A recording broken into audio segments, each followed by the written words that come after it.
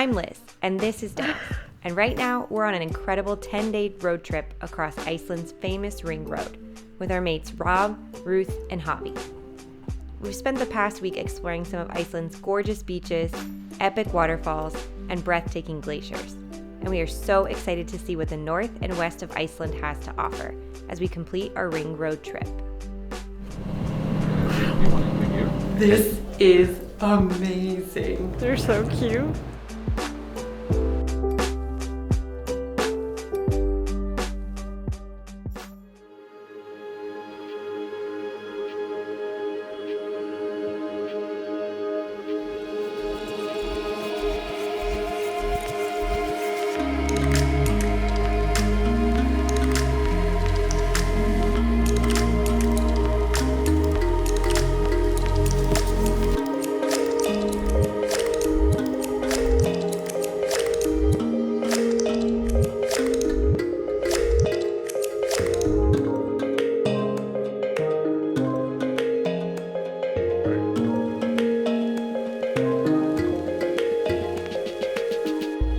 Just made it to the north of Iceland, and it is absolutely gorgeous. It is a completely different landscape than anywhere else we've experienced on the ring road thus far. And despite it being the beginning of May, it still feels very much like a winter wonderland. There is snow everywhere. We just went over in a gorgeous mountain pass. It was one of the most breathtaking drives I think we've ever done. Our sweet little van took it like a champ. I'm loving having our 4x4. But we are going to be doing the Diamond Circle, which is a loop that goes off of the ring road in the north part of Iceland. It includes several awesome stops, but our first is going to be two very famous waterfalls, Dettifoss and Selfoss. We arrived at the West Viewpoint Park Up and began a short walk towards Selfoss, the smaller of the two waterfalls here. But what it may lack in size, it more than makes up for with beauty. The water cascades over the canyon, forming multiple different falls, all rushing toward the Arctic Sea.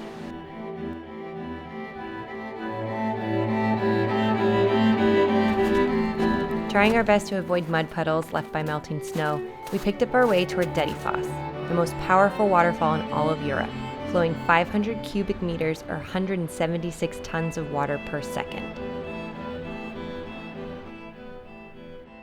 That was intense. I mean, you walk up there and right now it's clearly very cold. It's been snowing on and off all day. And then when that water just pelts you, the mist that comes from the waterfall, it is like intense with the wind. Whew, we could only stay up there for like a minute. Now we're soaked and we're headed back to the car. Yeah. I'm not gonna lie, guys. We're pretty tired. We've been going 100% in this trip so far. And it's cold and I need to break. So we're going to some hot springs. Hot springs! Which ones? Myvatn. Nature baths. Everything from its black lava flows, crater fields, and geothermal areas are evidence of the presence and power of volcanic activity that has shaped the unique landscape surrounding Myvatn. On our way toward the baths, we stopped at Namalfjall, an active geothermal area with fumaroles, mud pools, and mud pots, scattered throughout, reminding us of Yellowstone.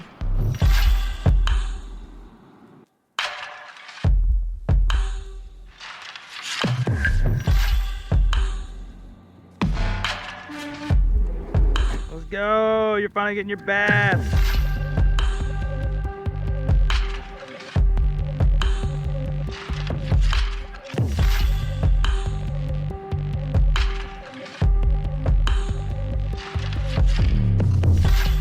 We soaked in the milky blue mineral-rich water for around 5 hours, leaving the lagoon just as the sun was setting, feeling so relaxed and rejuvenated. It was exactly what we needed.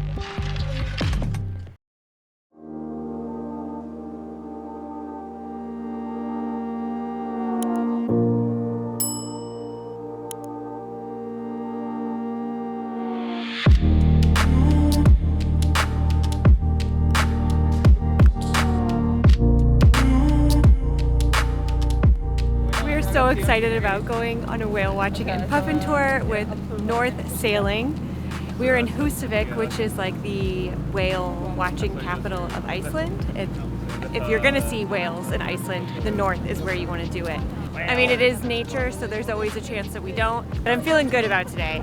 We are of course optimistic like always, but yeah, we're heading into the wild nature now, so we have basically no idea what's gonna happen now the next 3 hours or so. Call the whales, buddy. Call the whales.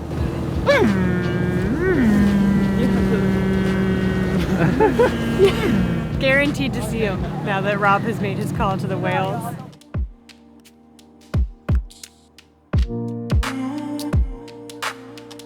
As we approached an island offshore, we saw our first puffins bobbing up and down in the rolling waves.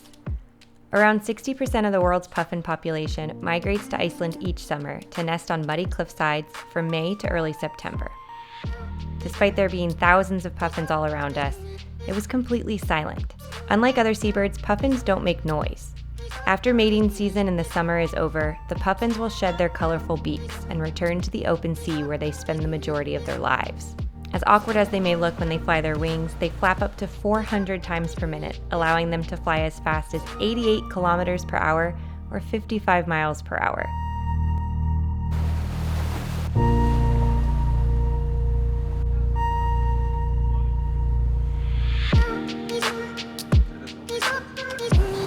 No whales yet. They give you cinnamon rolls and hot cocoa to warm you up on the cold ride. Still no whales, but this makes up for it.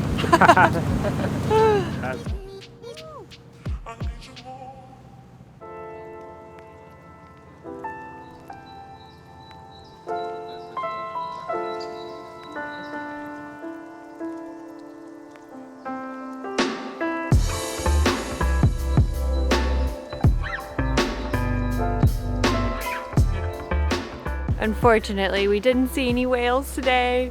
I mean, that's the nature of the beast. It's the nature of being in nature, right? You never know when they're gonna show their glorious faces. Yesterday, there was someone on the boat that had actually seen humpbacks. They saw several of them when they went out. So it can happen, it just didn't happen for us, but that's okay because we had a blast getting to see the beautiful mountains and getting out in the water. And we saw so many puffins, which are just like the cutest. Next time, the good news is that if you book your tour with North Sailing, which we highly recommend, they were great, we loved the cinnamon rolls and hot cocoa, that they allow you to come back anytime in the future, and so you can hopefully see whales on your next trip, which we will be coming back in the future. There's so much more we didn't get to see.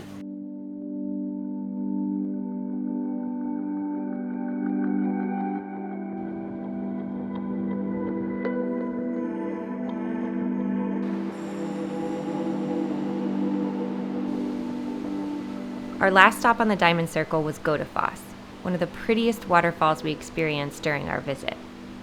This waterfall is aptly named Waterfall of the Gods because it's believed that one of the last Viking priests threw his statues of the Old Norse gods into the falls to symbolize his decision for Iceland to switch to Christianity around 1000 AD.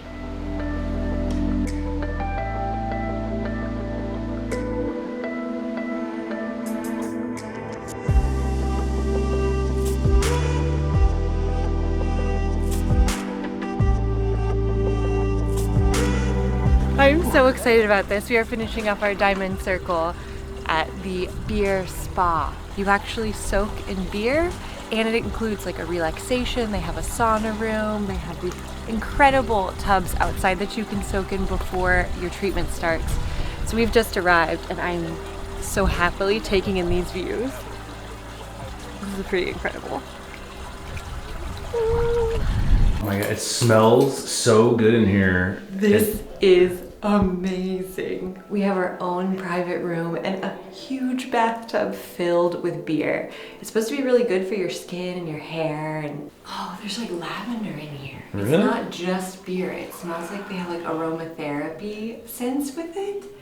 I'm taking full advantage of the beer on tap while you soak. They have a bar here and a restaurant if you're interested in dining, but I highly recommend coming early to soak in the tub outside. Glorious. There you go, look at this. Gravity is reclaiming my body mass, and I feel so heavy because I'm so relaxed. I'm just like, oh. When you go to the relaxation room, they just have peaceful music playing here in this bed. They like tuck you in, which is great. Oh my God, it was so relaxing. I might have almost fallen asleep for a second. How many did you manage to drink? I had six. It's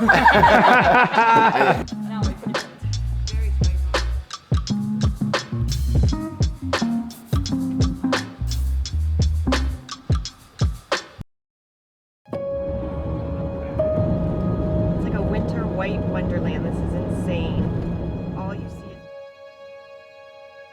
The next morning, making our way west, we stopped at the Turf House Museum, which is a series of pristinely preserved earthen homes, illustrating an architectural style that was used to house and protect Vikings for over 1,000 years on the island. The homes are made by packing soil into bricks and laying them in herringbone style in 2 layers to seal and insulate around the stone or wood frame home. These houses were popular because of the superior insulation turf offers compared to traditional wood or stone homes, but they were also used out of necessity.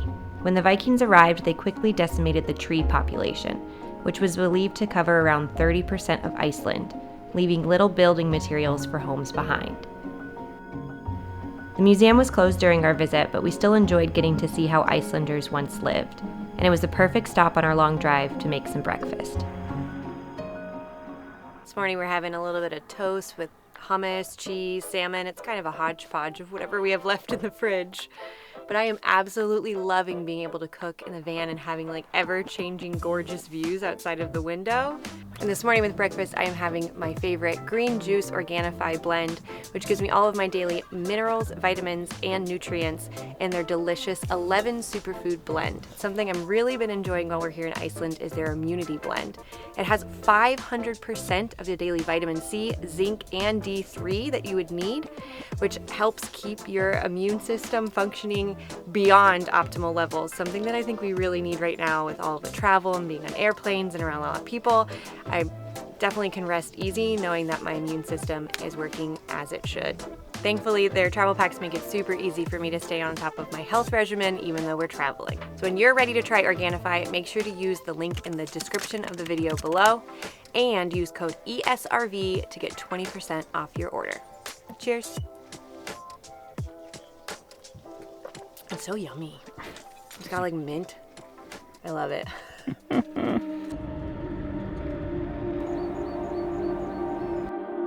Our long drive down the west coast continued, but we made time to stop at several scenic overlooks.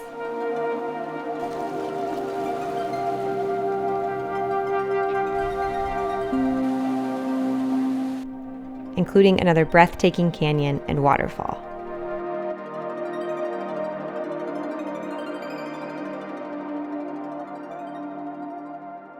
We just got to our campground for the evening and this spot is epic. I realize I haven't shown you around the campgrounds here, so I'm going to fill you in on what a standard campground looks like in Iceland and also kind of explain how to find campgrounds and what's included in those. Almost every campground will have bathrooms, but not all of them will have hot showers, so make sure to check for that. We've just been showering after each hot springs that we've gone to, but you can always take a nice warm shower at most of the campgrounds. Almost all of the campgrounds have communal areas where you can either eat with your friends, gather. They'll have a kitchen where you can prepare your meals. They'll normally include basic appliances, but not all the campgrounds will have this. So again, it's something that you'll want to check for. This communal area is absolutely epic. And as a little tip, a lot of campers will leave their food left over that they didn't get to finish when they're kind of on the end of the leg of their trip. So if you're around the Reykjavik area, there's always some extra food that you can grab. They'll have basic things like rice, pasta, sometimes salt, oil. So it's a good way to stock up without having to purchase things on your own. But the thing that we extra love about this campground is the hot springs. Oh, hello, Rob.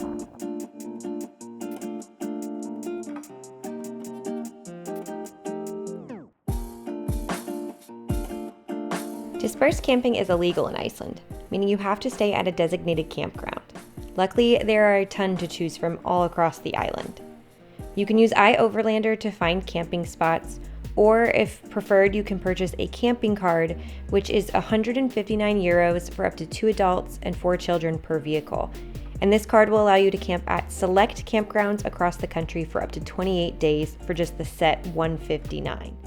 It's only costing us 1,500 krona per person, which is how they normally charge campgrounds here. If you're in an RV and not using a camper van, a lot of the campgrounds will have electric hookups. Some of them will have dumps, and most of them will have water to fill your tanks. So yeah, that's what camping looks like. Camping card can help you for sure if you are interested in staying at any of the set designated spots and you have a really strict itinerary, but we highly suggest kind of going with the flow. Our schedule changed completely, and if we had used the camping card, we would have been screwed having to pay for additional campgrounds in addition to the card we already paid for. The stay at this campground was exactly what we needed. We stayed in that hot tub until around 11 o'clock. We saw seals. We even saw a sea eagle, which is a very rare bird you can often see on the west coast of Iceland. It was just an incredible stay. We are very well rested and ready for our last day in Iceland as a group together. So we're going to be heading to the Snaefellsnes Peninsula. I probably just butchered that, where we're going to hopefully see some more seals, lots of beautiful beaches, waterfalls.